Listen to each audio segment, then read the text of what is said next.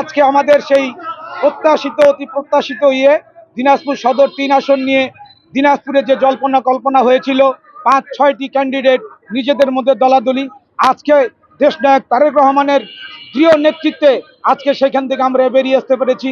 আমাদের মনের আশা, আমাদের মনের দাবি, দিনাজপুর সদরের জনগণের মনের দাবি আজকে পূরণ হয়েছে। দেশনেত্রী বেগম খালেদা জিয়াকে আমরা আমাদের এই আসন থেকে পেয়েছি। ইনশাআল্লাহ বিপুল ভোটে তাকে বিজয়ী করে আমরা খেলতে হবে ইনশাআল্লাহ। আমরা জানি যে দিনাজপুরে খুরশিদ জাহান হক যিনি আছে খালেদা জিয়ার বড় বোন, তিনি ব্যাপক উন্নয়ন করেছে। দিনাজপুরের শিক্ষা বোর্ড, বিশ্ববিদ্যালয়, মেডিকেল কলেজ সব কিন্তু খালেদা জিয়ার বড় বোনের মাধ্যমে হয়েছে। তো আমরা এটা আশা করি যে বর্তমানে দিনাজপুর বাংলাদেশের মধ্যে একটা অন্যরকম উন্নয়নমূলক রোল মডেল হিসেবে প্রতিষ্ঠিত হবে, এটাই আশা রাখছি আর কি। আমাদের দিনাজপুরের অহংকার, দিনাজপুরের গর্ব, আমাদের মাটি ও মানুষের নেত্রী দেশনেত্রী বেগম খালেদা জিয়া।